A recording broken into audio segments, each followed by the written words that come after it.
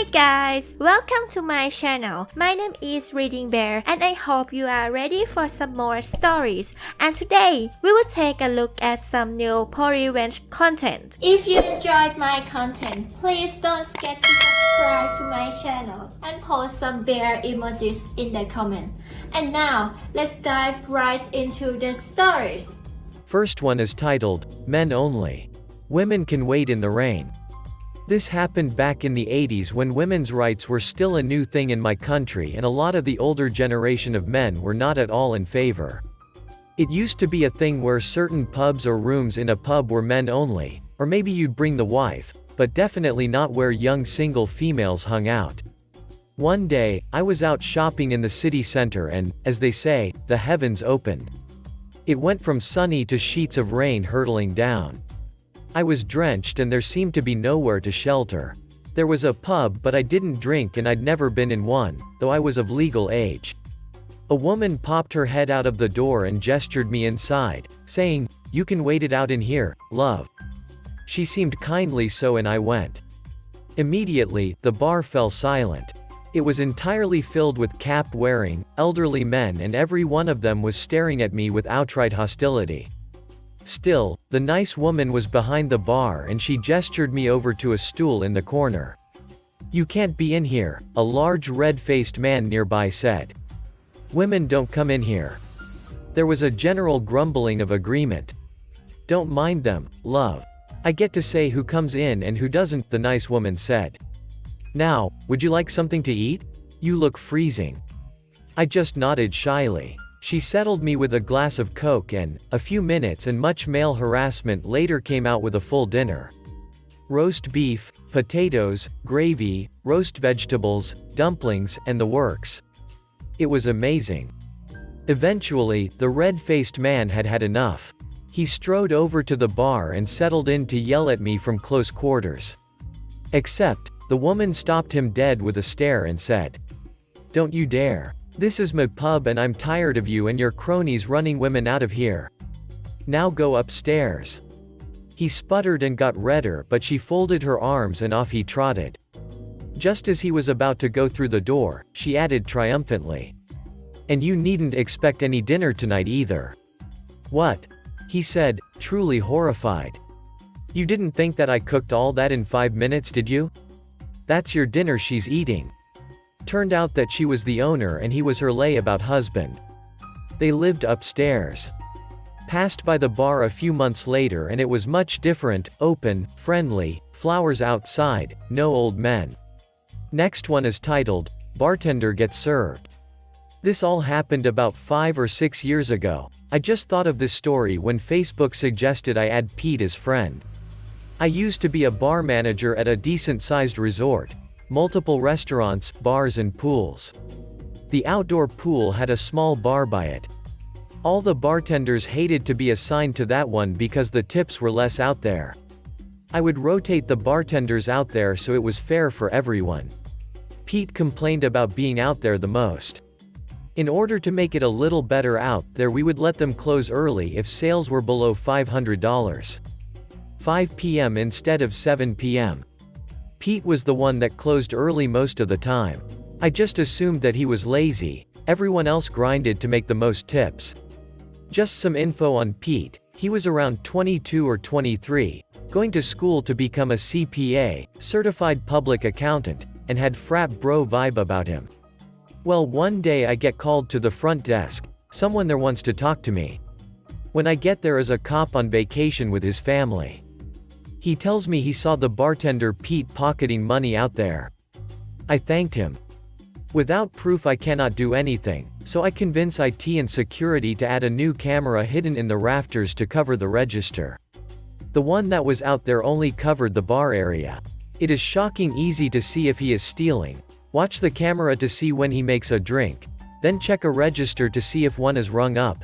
Everything has a timestamp. After reviewing the footage we see that Pete is pocketing money out there and that is why his sales are low enough to close early. We are all mad and the director wants to fire him right away.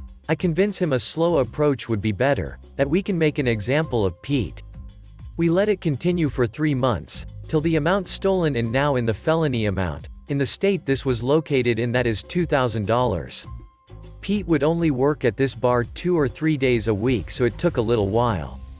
It's at this point that Pete puts in his 2-week notice because he is going to be graduating college and he already has a job lined up. So finally it is time for my revenge. We wait till 3:45 to have Pete come into the office. When he comes in, he is greeted to the sight of 2 police, the head of security, the head of HR, the director of food and beverage, and myself. We don't not even give him the chance to explain. We tell him we have him on tape stealing and that he is being arrested. We have him walked out in handcuffs out the employee entrance just as all the night shift employees are coming into work. Now see, in order to be a CPA, one of the requirements is you have to be of good moral character. The felony for theft means that he can never get his CPA license. Needless to say, his job offer is revoked. So when I convinced the director to wait, I knew that was going to prevent him from ever getting his dream job. The moral of the story is do not steal from me. Next one is titled, Spam and Attempt to Scam My Emails? Let's see how you like it. I'm not sure where I picked it up from, but recently I started getting a lot of spam emails from what appears to be the same person. They all have the same text, even if they come from different addresses. Hello Mr. Radiant, or other unusual adjective. I am supple lady, please email me for pictures. I've received the email from a number of different ladies, Miss Mia, Miss Elena, and so on, but they all ask me to contact them on the same return address. I realized the reply address appears to be a personal email address. It's a Gmail account, and presumably a person checks the email inbox to see if there's any replies. I'm sure it'd be very difficult to find people inquiring about their scams if, say, they were receiving a lot of spam themselves. A few years ago, SpamYourEnemies.com closed down, a service which would take supplied email addresses and give them to mailing lists and other spam-heavy services. It's gone now, but there's other similar websites, which I won't name here just to be safe, which cater to people calibrating spam filters, or who need lots of mail to test email inboxes. So that one spammer's email address? I hope they enjoy having it appear on over 1,900 mailing lists. They're still spamming me, unfortunately. But recently, their reply email address changed. In fact, it's changed 3 times now, and seems to happen shortly after I submit the latest one. Edit. Stop asking me to give up the website. It clearly states not to use it with other people's email addresses, and I'm pretty aware my usage breaches their TOS. I don't want to encourage other people to use their service irresponsibly, too, and if you're the irresponsible type, you can probably find it on Google pretty easily anyway. Next one is titled, Have Fun Putting That Delivery Away. I do out-of-hours deliveries to shops that are mostly on small light industrial estates. All of the shops have their own vans for delivering to customers. Deliveries are out of hours, so I have to unlock the store, deliver the stock, load empties and lock it up again. Went to a store tonight that's in a T-shaped cul-de-sac. As you drive down, the store is right in front of you. As it's a bit tight and I'm in a standard Arctic, you have to turn into the right arm, reverse into the left arm, drive to your right into the road you came in on and reverse up to the doors. Arrived there tonight to find one of their vans parked in the left-hand arm that you have to reverse into and another parked on the corner between the front yard and the right-hand arm you drive into. If they were both on the same side of the road it wouldn't be a problem, but one was one side and one the other, so I couldn't do the usual turn. As the car park was almost empty, there's no way this wasn't done on purpose to be awkward. The stock goes into a room that has a roller shutter door to the outside and a sliding door into the main store. So to thank them for their parking, I've dropped a pallet sideways over the inner door, blocking their pallet truck in, put all the cages in with their doors facing the wall so they have to turn them around and they can't see the labels, so can't tell normal stock from urgent, plus put all the urgent stock behind all the normal stock. Finally, I've put all of the cages in so that they're side on to the way they'll need to be moved just to make it even more awkward. Enjoy, lads. Next one is titled, Not All Beers Are Created Equal. Back in late 2014 I was living and working in a large mining town, notorious for its Wild West reputation. There was even a show about it at one point. After work each day, my housemates and I would convene on the veranda out the back, kick our boots off and enjoy a nice beer from the fridge out there and swap stories over whose day was the most ducked. One day, one of my housemates noticed that the beer fridge was empty. Which was odd, considering we all took turns to stock it with a carton or two of beer. Accusations abounded over who was being a tight ass, and allowing the beer fridge to be empty. One of my housemates swore up and down that he stocked it this morning before he left for work. The empty carton boxes in the recycling bin and his receipt from the night before backed him up on this. We figured a local porch pirate must have helped himself to our beers whilst we were at work. Bugger. But that's life, I guess.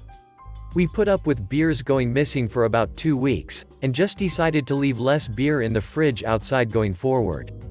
Instead bringing beers from inside the house, and placing them in the fridge when we ran low. The reduction in free beers must have angered the pirates, as they would still jump the fence while we were out, look for beers, and then break shit when they found none, or were unsatisfied with the number of beers in the fridge. One night, after a particularly big piss-up, we decided to leave the thieves a little present. We filled 2 6-packs worth of beer bottles with piss, screwed the tops back on, and left them in the fridge. The trap was set. We go to work the next day, come back and our beers are gone. We share a laugh at the unfortunate soul who has the pleasure of chugging those back. We found the bottles smashed out the back of our place, on the other side of the fence. Must have been thirsty work jumping the fence, so thirsty in fact that he couldn't wait till he got home to crack a beer. Never had any beers go missing again. Next one is titled, Put Your Chicken on a Leash. So this story is about my grandfather in the Philippines back in the 80s. The Philippines is a hot and humid country and oftentimes people have no AC. This was the case for my family. We always kept the windows, front door, back door etc. open. My neighbors raised chickens for cockfighting, and every day the chicken will come in our back door and poop on my grandpa's kitchen floor. He confronted the neighbor and asked him to please tie your chicken so he won't go in our kitchen. My neighbor response, he is a chicken, I cannot control him close our kitchen door. For the next few weeks the chicken kept coming in and pooping. One day my grandfather had enough, he caught the chicken, he killed it, he cooked it. The family had a nice dinner for a couple of days. Then the neighbor came knocking, have you seen my chicken, he asked my grandfather. My grandfather smiled, no you should have kept it on a tie like I asked you to do.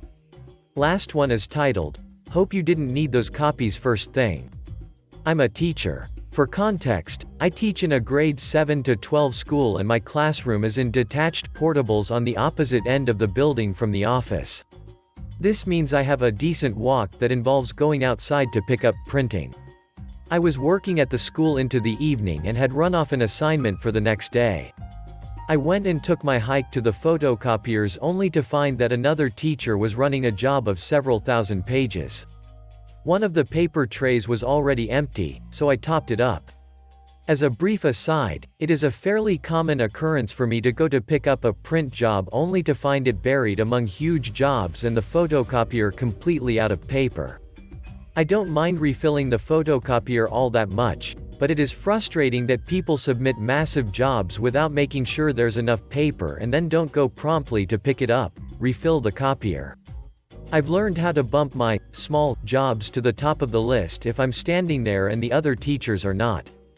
On this particular evening, the teacher whose job it was coaching basketball and I knew her practice ended at 5:30. I figured she was going to grab her stuff when she was done and went back to my classroom to get some other work done.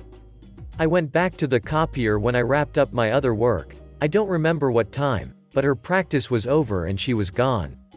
The copier was completely empty and still not done her job. I was irritated so decided to be petty. I put the number of pages I needed plus a little bit into the tray and bumped my job to the top. I got my assignments and her job was still unfinished at an empty copier in the morning. Hope she didn't need them first thing. For the record, if there had been other jobs pending, I would have just refilled the machine so everyone would have their stuff. This teacher routinely prints massive jobs well ahead of when she needs them. Thanks for listening.